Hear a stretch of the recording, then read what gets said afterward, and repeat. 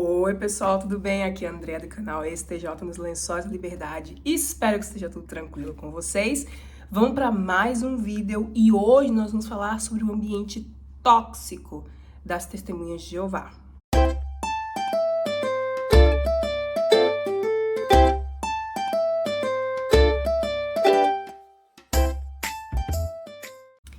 Então, antes da gente começar, já sabe, se inscreve no canal se você ainda não for inscrito, compartilhe esse vídeo com outras pessoas, para ajudar outras pessoas, para ajudar o canal também, se vocês quiserem, e deixa o like no vídeo, tá? Bom, antes de mais nada, eu sei, estou sumida, deve ter mais ou menos um mês, ou algo assim, em torno de um mês, que eu não posto vídeo, mas é porque, gente, eu estou exausta com este sweet little monster crescendo dentro de mim. Gente, gravidez não é fácil não, viu? Depois eu vou fazer um vídeo sobre isso, mas bom. E aí é trabalho, cansaço, eu também peguei uma gripe, resfriado, sei lá o que é. E eu já tô assim, mais ou menos um mês também, super cansada. Então aí não deu pra gravar vídeo, Não deu nem pra fazer os reacts dos podcastings de outubro e novembro. Eu vou dar uma olhada neles depois pra ver se eu consigo catar alguma coisa interessante pra fazer um vídeo. Mas hoje nós vamos falar de um outro assunto, tá? A gente vai falar sobre o ambiente, como eu falei, o ambiente tóxico dentro da organização das Testemunhas de Jeová. Porque sim, existe essa ideia de que nas Testemunhas de Jeová é um ambiente maravilhoso, de paz e harmonia, etc, etc. Primeiramente, tá? Isso não é uma coisa incomum de seitas, aliás, é uma característica muito grande de seitas, especialmente uma seita de controle mental, como é o caso das Testemunhas de Jeová. Porque a gente tem seitas onde as pessoas estão efetivamente presas em um lugar, elas não podem sair. Mas no caso das Testemunhas de Jeová, a gente tem uma seita em que as pessoas estão, no mundo, mas mentalmente elas estão presas ali dentro daquela organização.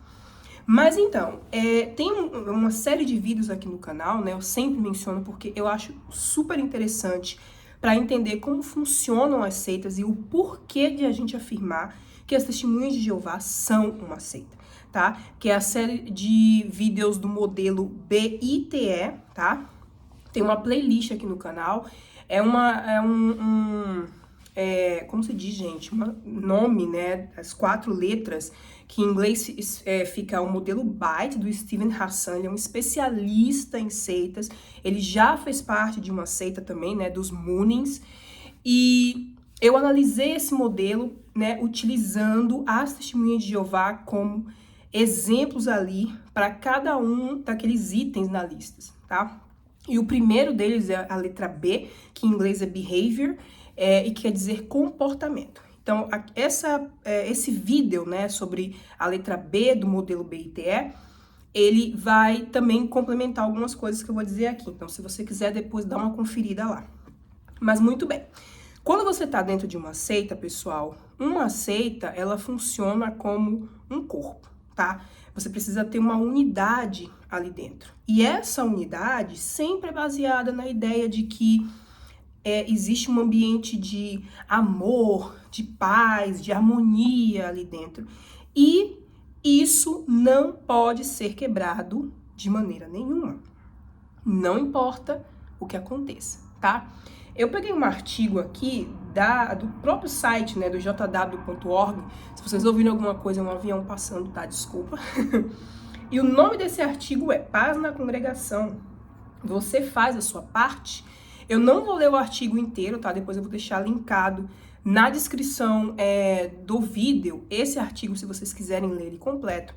E em algumas partes desse artigo, essa que eu vou ler aqui, eles utilizam bastante aquele texto de Colossenses 3, capítulo de 12 a 14. Perdão, capítulo 3, versículo 12 a 14.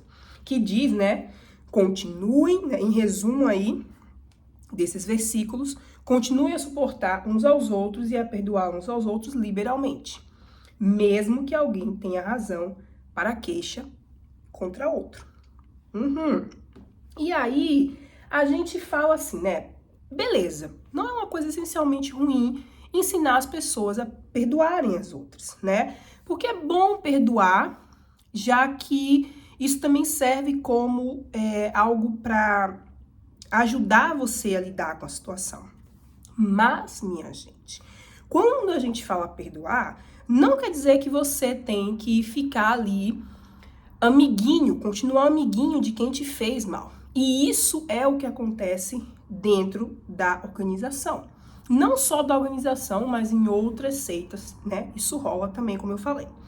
Aí eles continuam aqui no parágrafo dizendo, olha só. Se alguém magoar você, aplicar o texto de Colossenses 3, 12 e 14, pode ser um bom começo. Muitos viram que, com humildade, dá para simplesmente perdoar e esquecer. Mas se você já tentou fazer isso e não conseguiu, o conselho de Mateus 18:15 pode ajudar. É verdade que esse texto se aplica a erros mais sérios, mas aí também pode ser usado para resolver problemas menores entre irmãos. Talvez tudo que você precise fazer é conversar com o irmão de forma bondosa e humilde e tentar resolver o problema junto com ele.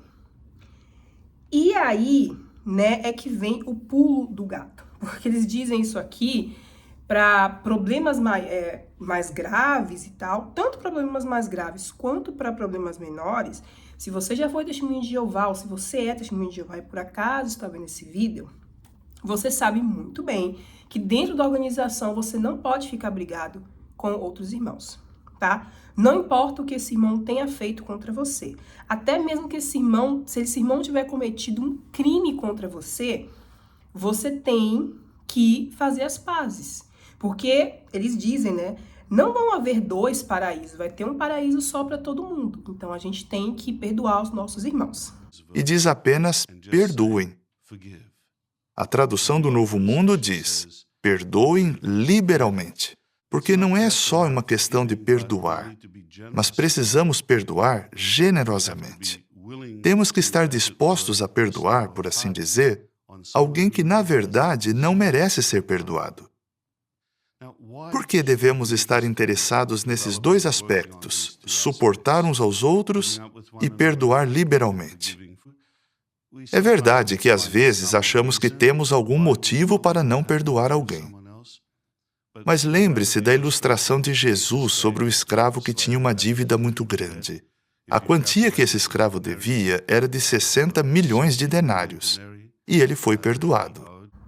Né? É assim que a coisa é passada lá dentro.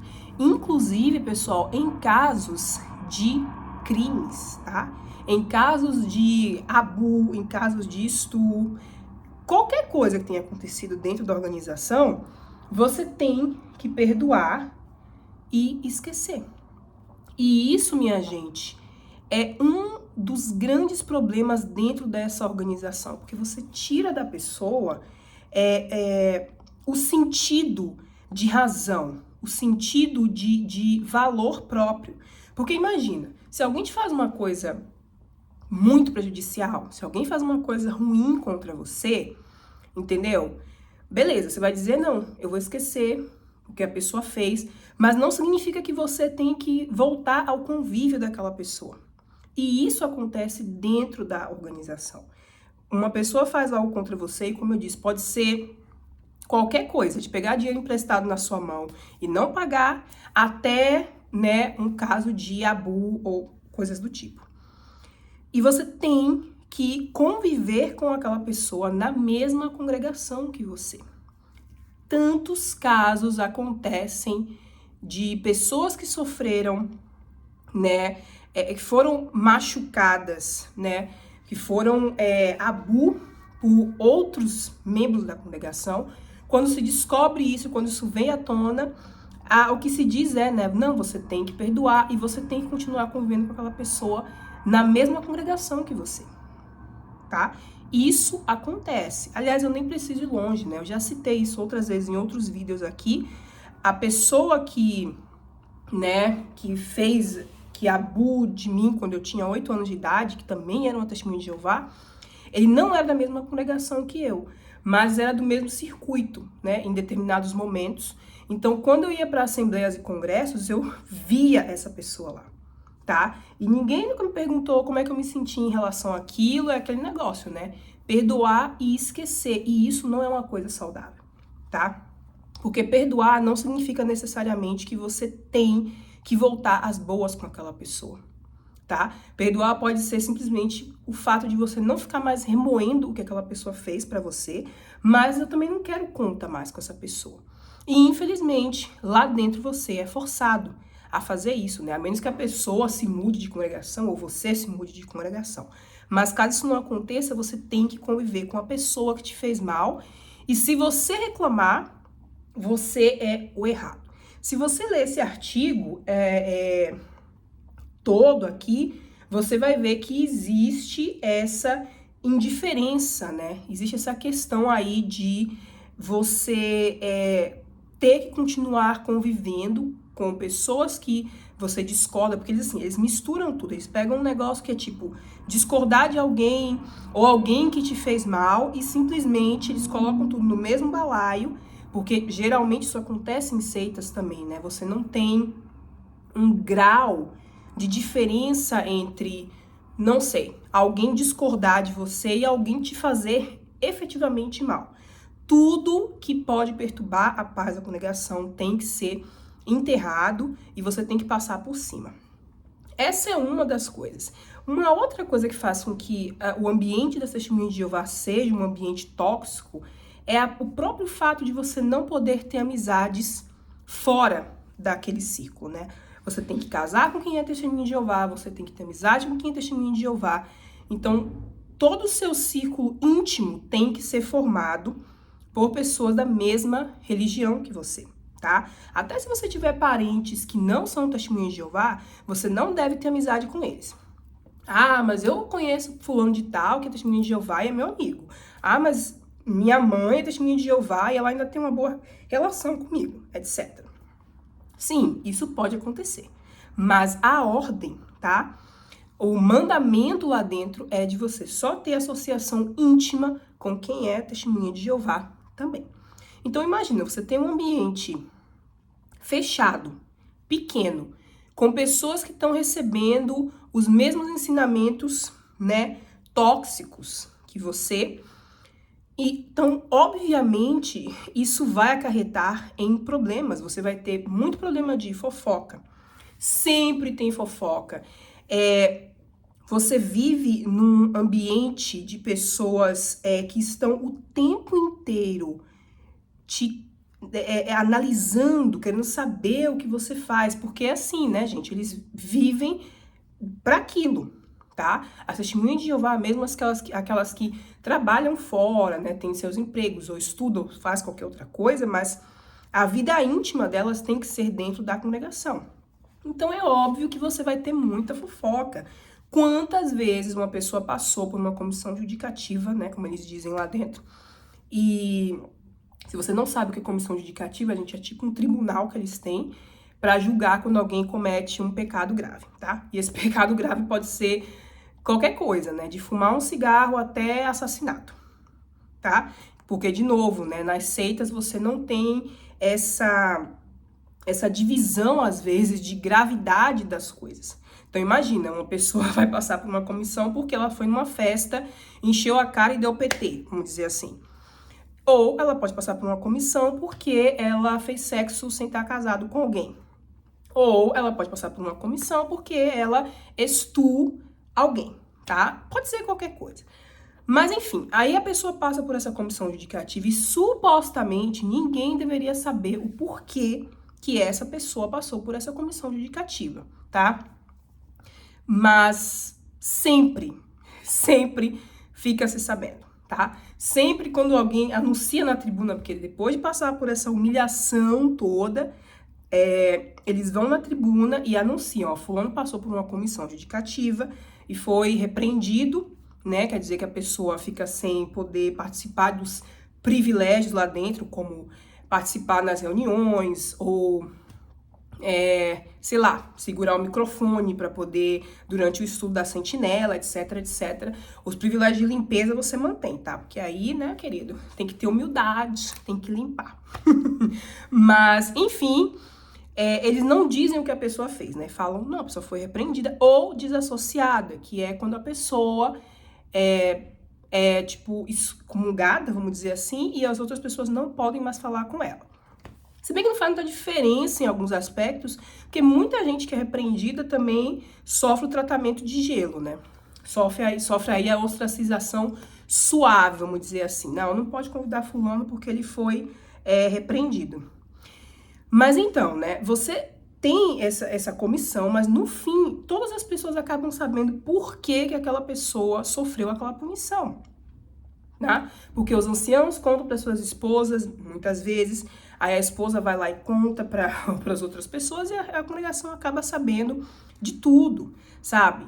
É um ambiente tóxico e horrível que, por exemplo, se você tiver, sei lá, num shopping, vamos dizer, se estiver num shopping andando com um colega seu, uma irmã tá no shopping andando com um colega dela que não é testemunho de Jeová, e alguma testemunha de Jeová vê, aquilo já é motivo para dizer, olha, eu vi fulano no shopping andando com um mundano. Às vezes até exageram, né? Não, estavam lá se beijando ou fazendo alguma coisa, porque eles vivem nesse ambiente, né, de ai, pecado e não sei o quê. Então, quando eles veem qualquer coisinha, eles já ficam ali de olho para poder entregar a pessoa. E isso também é uma outra coisa que existe lá dentro, né? A cultura do dedo duro, minha gente. Se você souber que alguém está praticando um pecado e você não contar, você também está participando do pecado da pessoa. Eu tinha um segredo. Só que não era meu. Era do meu melhor amigo, o Danilo.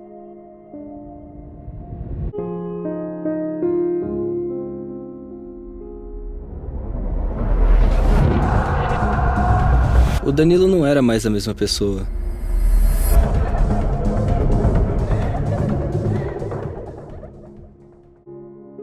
No fim da reunião, o irmão Marcos me perguntou se eu estava bem. Eu disse que estava. Eu não sabia se eu devia falar alguma coisa.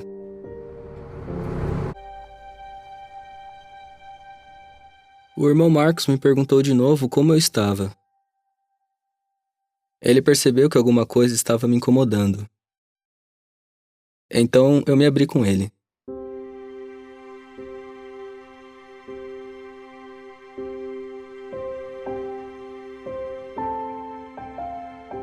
Eu contei tudo pra ele. Eu não queria criar problema pro meu amigo. O irmão Marcos entendeu. O irmão Marcos me mostrou que os anciãos podem ajudar quem está fraco espiritualmente.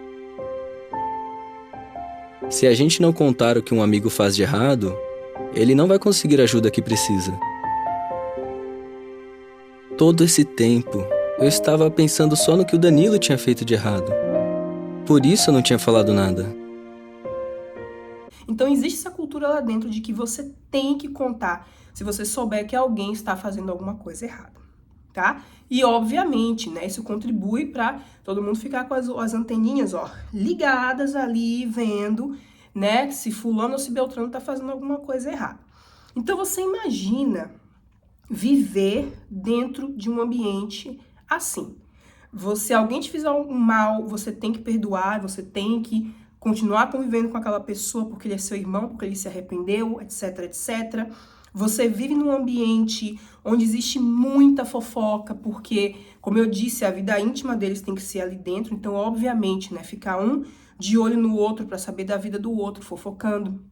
Você vive num ambiente em que as pessoas são incentivadas a entregarem as outras, caso vejam ela fazer uma coisa errada, tá? E aqui eu não estou falando que se você vê uma pessoa cometendo um crime, você não deve falar. Não é isso, pessoal. Eu tô falando de coisas assim, sabe? Qualquer coisa. Um irmão passar e te ver dentro de um bar bebendo, por exemplo, isso já é motivo suficiente para ele ir para os anciãos falar, e você pode ser convidado, né, para uma comissão judicativa por causa disso. Então você imagina juntar todas essas coisas e você viver dentro desse ambiente, tá? Nesse ambiente em que você também é ensinado que você é o correto, tá? Que você é o único adorador do Deus verdadeiro, vocês são os únicos que adoram corretamente o Deus verdadeiro, vocês são santos, limpos, as pessoas de fora são pessoas mundanas, são pessoas ruins. Eles não usam mais esse termo mundano agora, né? Mas enquanto eu cresci lá dentro, eles usavam essa palavra o tempo inteiro. Os mundanos, né? Ou os membros da religião falsa. Então você imagina viver nesse ambiente no qual você, né, se julga superior aos outros e você tem que passar por todas essas outras coisas que eu falei com você. Aí me diz, cara, como é que você tem paz verdadeira dentro de um ambiente desses? Não tem. Não tem. Fora, né, os problemas na casa das pessoas, que às vezes dizem lá, as famílias TJ são maravilhosas, não sei o que, não sei o que. Quando você vai ver, não é nada disso, tá? É briga, é tiro, porrada e bomba dentro das casas e, obviamente, isso vai se refletir na congregação também, né? Então, é um conjunto de coisas que faz com que essa organização seja extremamente tóxica para as pessoas e quando você sai lá de dentro, gente, é muito difícil você desconstruir todos né, essas coisas que foram colocadas em você, especialmente se você nasceu e cresceu lá dentro, ou se você se tornou testemunho de Jeová muito novo, né, ou ficou lá por muitos anos, e aí você sai, e você tem que se desfazer desse tipo de, sabe, de comportamento, de que você não precisa estar julgando os outros, de que você não precisa perdoar e conviver com pessoas que te fazem mal, porque isso também interrompe, né, o limite que as pessoas deveriam aprender a ter, porque existe um limite, tá? Eu não quero conviver com você porque conviver com você me faz mal. Simples assim, acabou, entendeu? Lá dentro você não tem isso. Você aprender a dizer não é tirado de você em nome desse bem coletivo. Então, é difícil realmente você se desfazer dessas coisas. Por isso que eu sempre falo para as pessoas que saem lá de dentro, tipo, se você saiu porque é chocante descobrir a verdade sobre a verdade, e além de tudo, todos esses pormenores aí desse ambiente tóxico, horroroso, né, em que a gente conviveu por muitos anos, procure terapia, sabe? Procure ajuda psicológica, porque não é fácil, gente. Não é fácil quando você é criado para ter essa visão de mundo restrita a essas, né, ideias que a organização tem de que são coisas boas, mas na verdade não são. São coisas que fazem muito mal para os membros da organização. Mas é isso, minha gente. Esse é o vídeo de hoje. Vocês lembram aí de mais algum fator tóxico, né? O que torna essa organização tóxica que eu não mencionei aqui no vídeo? Deixa aí nos comentários. Um beijo para vocês. Até o próximo vídeo e tchau, tchau!